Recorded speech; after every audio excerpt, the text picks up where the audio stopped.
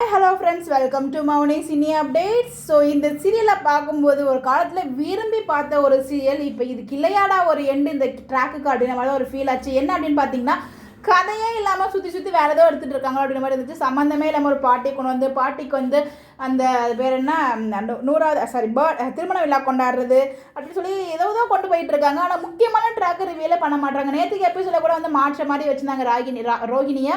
அவங்க மாமனார்கிட்ட, அந்த மாமனாரும் அதே ஸ்கூலில் தான் வேலை பார்க்க போகிறாரு. அப்கமிங்கில் அந்த தம்பி அவங்க பையனும் வந்து அங்கே தான் படிக்க போகிறான்.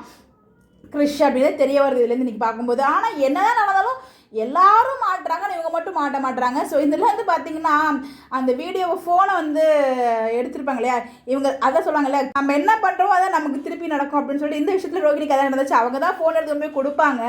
அது எல்லா பிரச்சனையும் அவங்களுக்கே திருப்பி இந்த மாதிரி ஆச்சு. அந்த 5 லட்சமோ வந்து பார்த்தீங்கன்னா இவங்க தான் கொடுக்குற மாதிரி ஆகிடுச்சு. அவர் கஷ்டப்பட்டு முத்து கொடுப்பாரு, அதுவும் வந்து இவங்க தான் கொடுக்குற மாதிரி. ஸோ ஒட்டுமொத்த பிரச்சனையும் இவங்க ஆரம்பித்த பிரச்சனை இவங்களுக்கே வந்து நின்ன மாதிரி தான் எனக்கு அதை பார்க்கும்போது ஃபீல் ஆச்சு. இதை வந்து இந்த ஸ்டோரியில் மட்டும் கிடையாது, ரியல் லைஃபில் நிறைய பேருக்கு நடக்கும். நம்ம நினச்சிருக்கலாம் நல்லா இருக்காங்க, நம்மளுக்கு கஷ்டப்படுத்துறாங்க அப்படின்னு நினச்சா, பட் அவங்களுக்கும் துன்பம் நடக்கும். பட் நமக்கு தெரியாமல் இருக்கலாம். இது எபிசோட நமக்கு தெரிஞ்ச மாதிரி காமிச்சிருப்பாங்களா இருக்கும்னு நினைக்கிறேன். கண்டிப்பாக தப்பு செய்கிறவன் கண்டிப்பாக ஒரு நாள் மாட்டுவான். அப்போல்லாம் பார்த்தீங்கன்னா லேட்டாக காமிக்கிறாங்க, இப்போலாம் வந்து உடனே காமிக்குது.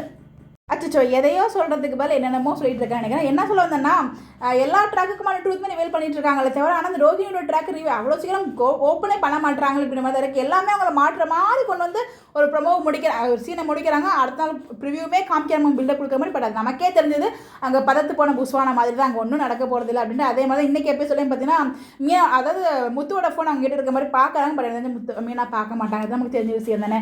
எப்படி ரோகிணி மாட்டுவாங்க, அப்படி மாட்டினா கதை எங்கே இருக்கும் அப்படின்ற மாதிரி டேரக்டர் இழுத்துட்டே போயிட்டு இருக்காரு. பாப்பா எது வரைக்கும் போகுது அப்படின்னு சொல்லிட்டு.